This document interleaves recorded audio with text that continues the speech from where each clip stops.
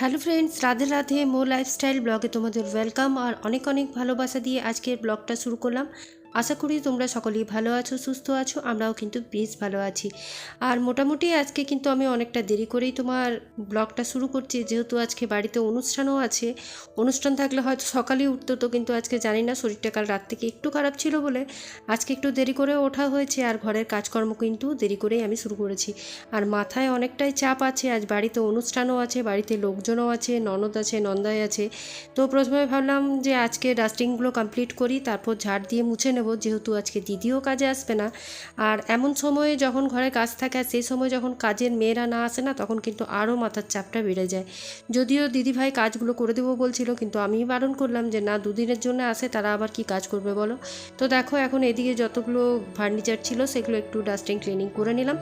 আর বেডটা কিন্তু তোমার দাদাভাই গুছিয়ে দিয়েছিল, বেডশিটটা চেঞ্জও করে দিয়েছিল, শুধু আমি এসে এখন ভালো করে একটু সেট করে নিচ্ছি।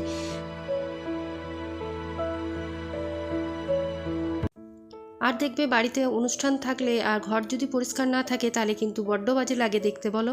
তো আমি তাই ভাবলাম, যতই শরীর খারাপ লাগুক, যাই লাগুক, কালকে যা হয়েছে হয়েছে, আজকে আর দেরি করলে চলবে না।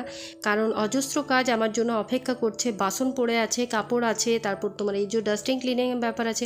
হয়তো আজকে এটা আমার না করলেও চলতো, কারণ প্রতিদিনই আমি হালকা হাতে ডাস্টিং করে থাকি, কিন্তু ওই যে লোকজন আসবে আর একটা ধুলো ব্যাপার প্রতিদিনের থাকে। দেখবে তোমরা, যতই মানে ফার্নিচার আমাদের পরিষ্কার করা হোক, কিন্তু প্রতিদিন একটু হলেও কিন্তু ধুলো বসে। তো তাই ভাবলাম আজকে কোনো কলিন তলিন ব্যবহার না করে ওই হালকা হাতে একটু একটু করে ফার্নিচারগুলো ঝেড়ে নিই। আর যেগুলো একটু করে ভাবলাম যে ওই সলিউশন দিয়ে পরিষ্কার করার, সেগুলো কিন্তু একটু করে নিচ্ছি।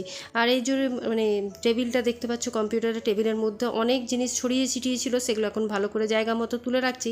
কারণ অনেক বাচ্চা কাচ্চা আসবে, সেই জন্য তারা কিন্তু জিনিসগুলো উলট পালট করে দেবে। তাই আমি ছেলেকে বললাম, জায়গা মতো জিনিসগুলোকে গুছিয়ে রাখো।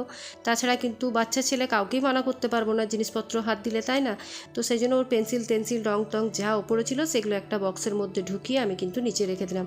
আর এই লাইটটা ব্যবহার তো হয় না, তবুও কিন্তু এই লাইটটাকে আমার ছেলে বাইরেই রেখে দেবে।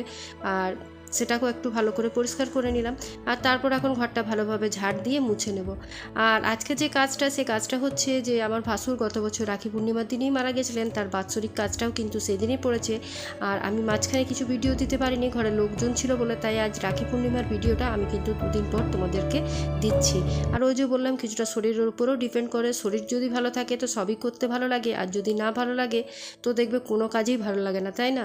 তো ঠিক সেটাই আমার এখন কিছুদিন ধরে ওই ঘাড়ে আর মাথার মধ্যে একটা ব্যথা মানে হচ্ছে, তো সেটা স্পন্ডোলাইটিসই ডাক্তার বলেছেন। তো যাই হোক, ব্যায়াম টিয়াম দিয়েছে, সেগুলোই করছি, আর সে করেই এখন মোটামুটি সুস্থ আছি। তো এখন চলো ঘরগুলো ভালো করে ঝাড় দিয়ে মুছে নিই, তোমরা ভিডিওটা দেখতে থাকো। আর আশা করি আজকের ভিডিওটা তোমাদের ভালো লাগবে। আর ভালো লাগলে অবশ্যই একটা লাইক কমেন্ট শেয়ার করে আমার চ্যানেলটার পাশে থেকো। আর নতুন হলে আমার চ্যানেলটাকে সাবস্ক্রাইব করে দিও।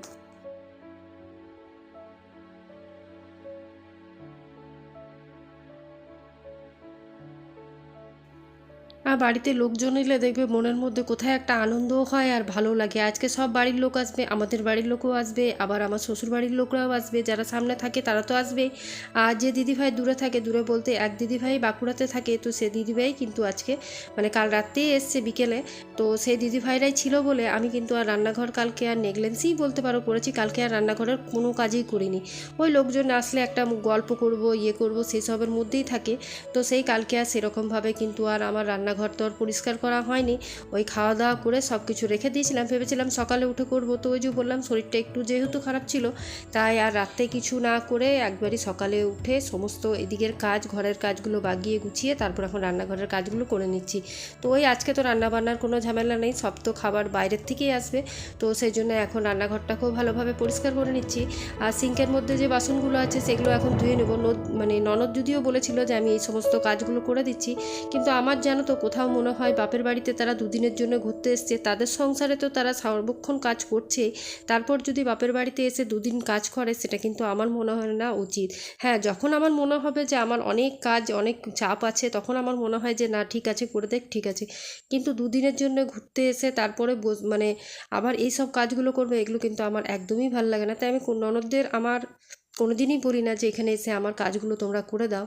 আর তারা কিন্তু সর্বক্ষণ করতে চায় আর আমাকে অনেকটাই ভালোবাসে, যেহেতু আমি ছোটো ভাইয়ের বউ, তো প্রচণ্ড আমাকে ভালোবাসে, তারা হেল্প করতে চায়, আমিই তাদেরকে করতে দিই না। আর আমার বাবাও সবসময় একটাই শিক্ষা দিয়েছে, তুমি যেমন কারো বাড়ির মেয়ে তুমি অপেক্ষা করে থাকো যে তোমাকে তোমার বৌদিরা ভালোবাসুক, তোমার দাদারা ভালোবাসুক, তারাও কিন্তু অন্য বাড়ির মেয়ে, মানে সেই বাড়ির মেয়ে তোমাদের কাছে যাতে যে তারাও সেই ভালোবাসাটাই পায়। তো সেটাই বাবার কথাগুলোই স্মরণ করে আমি চলি, আর সেগুলো ভেবেই কিন্তু আমি এটাই করি, তাদেরকে কিন্তু মানে ভালোবাসি, অনেকটাই ভালোবাসি। আর ভয়েস দিতে যেয়ে হয়তো তোমরা আমার গলার আওয়াজ শুনেই বুঝতে পারবে যে আমার শরীরে কতটা ঠান্ডা লেগেছে বা একটু কথাগুলো গলিয়ে মিলিয়ে যাচ্ছে, তো তার জন্য ক্ষমা প্রার্থী আমি, তোমরা একটু অ্যাডজাস্ট করে নিও। তো এদিকে দেখো সমস্ত কাজ হওয়ার পর এখন রান্নাঘরে সিঙ্ক এরিয়াটাও ভালোভাবে পরিষ্কার করে নিচ্ছি। মানে আমার ওই ব্যাপারটা আছে জানো তো, যখন কাজগুলো করব, যতই বাড়িতে অনুষ্ঠান থাকুক যাই থাকুক, আমি কিন্তু সমস্ত কাজ কমপ্লিট করব, তারপর কিন্তু আমি রেডি হতে যাব। তো এদিকে আমি দেখলাম বেশি তো সময় হয়নি, 9টা মতন বাজে, আর এখন লোকজন আসতে প্রায় অনেকটাই দেরি। খুব লোকজন তো বলা হয়নি, ওই ঘরের লোকজন মিলিয়ে আর পাড়ার লোকজন মিলিয়ে হয়তো 100 জন মতন হবে, তো সেই রকমই লোক হয়েছে। তো তাই ভাবলাম ঘরের কাজগুলো আগে কমপ্লিট করি, তারপরে যা হবার হবে।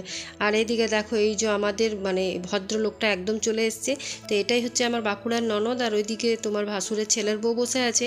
আর এই যে পুচকু আমার এসছে, আর ছেলে একটু আঁকছে, যেহেতু সময় আছে, আজ আর পড়তে বসেনি, পড়াতে ফাঁকি দিয়ে দিয়েছে। তো এখন চলো ওকে বাড়িতে দিয়ে আসি, বাড়িতে দিয়ে এসে আমিও স্নানটা সেরে নেব। আর সাধ্যর কাজ তো 10টার মধ্যে বসে যাবে, তাই পুরোহিতও চলে এসছে, তো তাই এখন ওকে আমি দিয়ে আসি গা। আর তারপর দিদিভাই বলছে সবাইকে জলখাবারটা খাইয়ে দাও। আর জলখাবারের মধ্যে আজকে মুড়ি ঘুগনি করেছিলাম, লুচি বলেছিল করতে, কিন্তু আমরা বলেছিলাম যে না, লুচি করতে হবে না, কারণ দুপুরের খাবারটা অনেকটাই তোমার হেভি আছে, তার জন্যই বলেছিলাম মুড়ি ঘুগনি। তো দেখো এদিকে সাধ্যের কাজেও ভাইপো বসে গেছে, আর আমি এদিকে চলো স্নানটা শর্ট করে সেরে নিই, তারপর মুড়িটা সবাইকে খেতে দিয়ে দিই।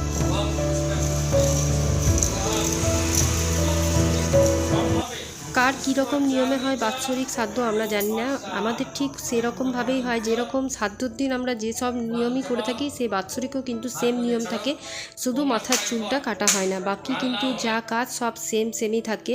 সেই একই জিনিস দেওয়া, থালা বাটি গ্লাস শাড়ি ধুতি সমস্ত জিনিস, প্রচুর জিনিস দিতে হয়, ব্রাহ্মণকে দান করতে হয়, তারপর তো মানে পিতৃর উদ্দেশ্যে হোক বা মাতৃর উদ্দেশ্যে যাই হোক, সেই জিনিসগুলো দিতেই হয়। তো এদিকে দেখো এই জায়ের বাড়িতেই আজকে কাজ, এই ভাসুরেই মারা গেছেন। তো এই যে এটা আমার ভাগ্নি, আর এটা ভাগ্নির ছেলে, আর এটা ভাসুরের ছেলে মানে মেয়ের ছেলে। তোমরা তো জানো একে তো প্রায় দেখতে পাও, এর দুটোই কিন্তু বিশাল দুরন্দর, ওরা ব্যাট নিয়ে মারামারি করছিল, ওই যে ননদরা আমার বসে আছে, যারা বসে আছে, তো ওরা ভাবছে ফটো তুলছে।